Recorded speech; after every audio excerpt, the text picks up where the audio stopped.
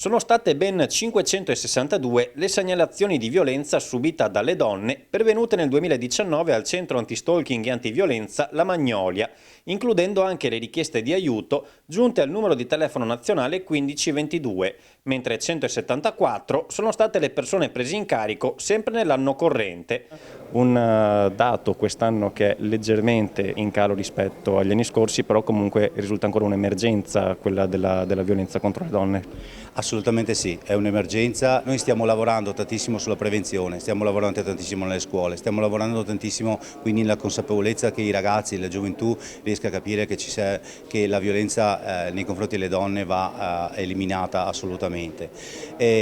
Stiamo lavorando tantissimo su delle campagne come questa della sedia rossa per sensibilizzare la gente e da 5 anni abbiamo un centro che si chiama Centro Educativo alle Relazioni Affettive,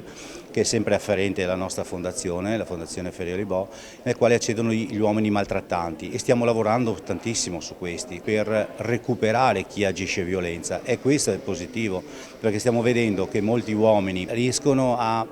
trovare un momento di consapevolezza e riflettere sul valore dei rapporti che hanno interrotto con le loro azioni violente appunto, e ritornare a avere dei rapporti civili con la propria partner o la propria compagna. Agite su tanti fronti, sia sulla prevenzione che con atti concreti come il centro e anche un fatto curioso, insomma, anche delle sentinelle sul territorio, sentivamo prima.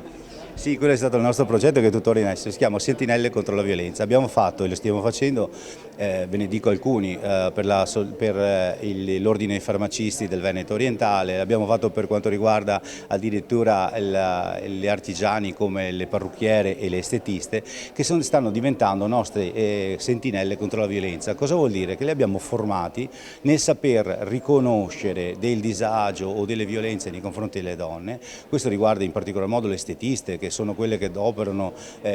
sul corpo della donna e le parrucchiere anche, e quindi sapere cogliere se ci sono delle piccole rivelazioni, delle piccole confidenze ed essere quindi sentinelle, ma dare informazioni di dov'è un centro di violenza, quali sono le possibilità di andare, quindi che tutti i servizi sono gratuiti, che nei centri di violenza vi operano psicologhe e avvocatesse a titolo gratuito, che quindi possono accedere e non avere timore di avere problemi poi, come molto spesso si dice, ti tirano via i figli, non è assolutamente vero, e di accedere a questi servizi completamente gratuitamente e con fiducia. Ecco perché questo progetto Sentinelle contro la violenza vuol dire fare attenzione ma essere anche informatori a chi ne ha bisogno.